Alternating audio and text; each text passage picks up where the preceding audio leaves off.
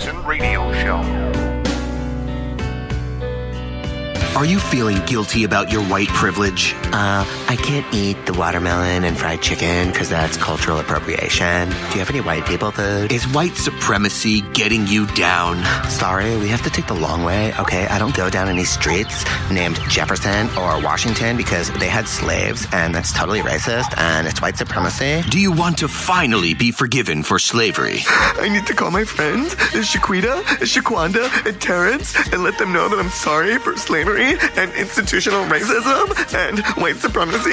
Well, for a limited time, the Kevin Jackson Radio Show is offering KJ Repair, a fast-track white guilt credit repair program that will free you from the oppressive and debilitating shackles of white guilt.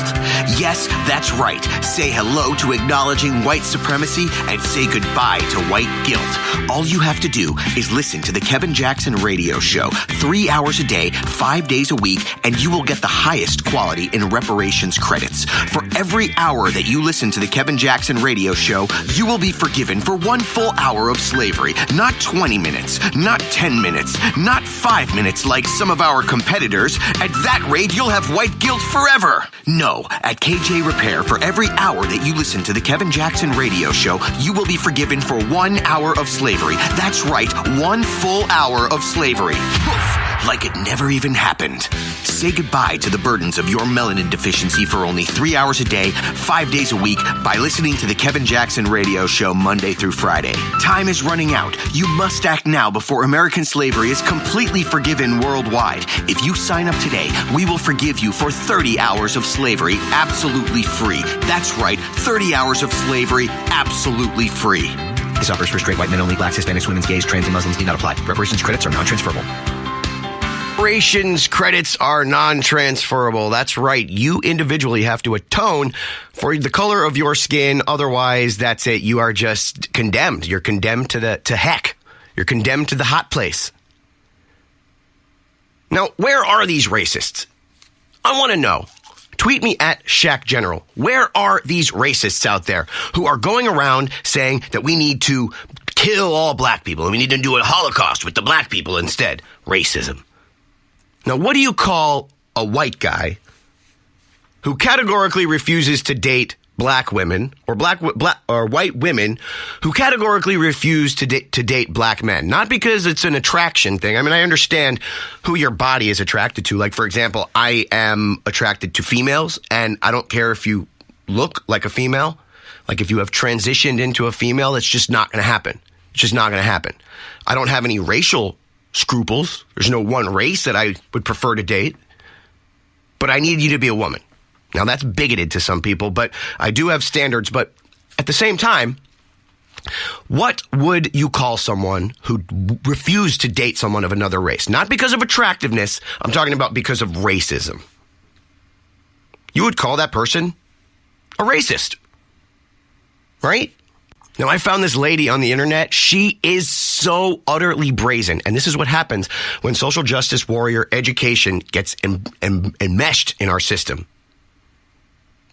That when people literally start to think that they cannot, that it is a literal impossibility for a black person to be racist. You can go around and say the most disgusting, nasty things about people with impunity, or at least in your own mind.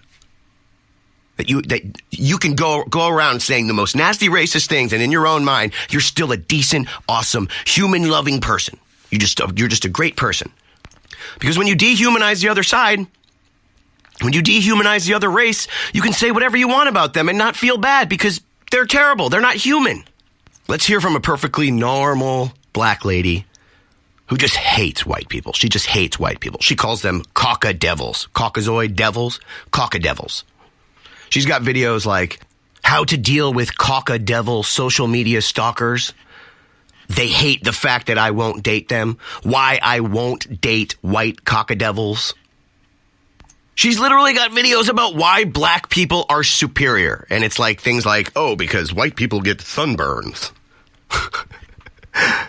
Okay, well, black people get sickle cell anemia. What's your point? All I'm saying is that if this were like, okay, Richard Spencer, I might disagree with some of the things that he says, But he is nothing like people like this. He is nothing like these black racists who literally want genocide, who literally want white people to die out. You know, I actually listened to some stuff that Richard Spencer said the other day. He's actually pretty reasonable. I know you might not think so, because he's like a hot potato. You know, you can't touch him. If you touch him, if you talk about him, then you're validating him. You're validating his point of view. You have to go around thinking, well, if I even watch a Richard Spencer video, does that make me a white supremacist? The guy is really not that bad. I actually want to have him on the show sometime to do an interview with him, because he's actually a pretty reasonable fellow. It's the SJWs who can't have a conversation, and they're the most racist of all. As you all know, I'm not a fan of interracial dating. I think it's very counterproductive for black people to specifically date white people while we're in a society that has a lot of racism towards black people that's specifically perpetuated by white people. I think this is very counterproductive. I've already expressed my distaste for interracial dating. I've already stated several times that I do not date white men at all. I only date black men. I literally don't date outside my race. If I was going to be open to dating outside my race, it still wouldn't be a white person. I just don't believe that black people should be dating white people. I think we should really have voluntary segregation. Voluntary segregation, really now? You want to go back to Jim Crow? You see, a lot of these books, a lot of the people who tell me about racism and about institutional racism, they tell me to read a book called The New Jim Crow, which is basically a bunch of garbage about institutional racism, about how white people are so terrible and it's the white man that's keeping the black man down. A brother can't open his mouth without the white man slapping him down. That's what the book is. This is what they refer to. But these people actually do want voluntary segregation. But they don't want the white people to do it. They want to be the ones to do it. They want to be the ones to initiate the segregation. If the white person initiates segregation, oh, he's a Nazi. Now, I don't know one white person who wants to initiate segregation. Richard Spencer doesn't even want to initiate segregation. The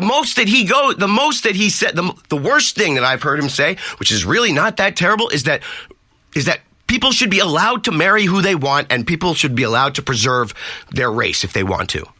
Not to kill other races, but people have a right to marry who they want. And if that's for racial reasons, then that's their prerogative, which I think is fine. I don't care about that. As long as you're not hurting other people, they can't tell you who to marry. You can marry who you want. What gets me is that, for some reason, every other race other than white people gets a free pass at racism. Listen to this lady. Listen to this lady some more. Listen to how she refers to white people. It's disgusting. This sexual degeneracy that these demonic entities display. I've also said constantly, young or old, male or female, foreign or domestic, rich or poor. You can put a lot of other adjectives attached to that. It doesn't matter the status. A devil is going to be a devil. The only thing that has changed is the era of time. And what kind of irks me is the fact that Black people go around absent-mindedly thinking that they're dealing with something else, although they're dealing with the offspring of devils. That's just a reality of what it is. We need to pass the message that nothing in this demonic mentality has ever changed. A devil in 1717 is going to be the same devil in 2017. That's just a reality of what it is. It has not changed. The only thing that has changed. All right, Cynthia G from YouTube. Listen, let me ask you this, all right? I'm going to ask you something, Cynthia G, because right now you are being spoken to by a Cauca-Devil. I am a Cauca-Devil, Caucasoid devil. Because of the color of my skin, I am a devil. So you know what? I'm going to ask you something.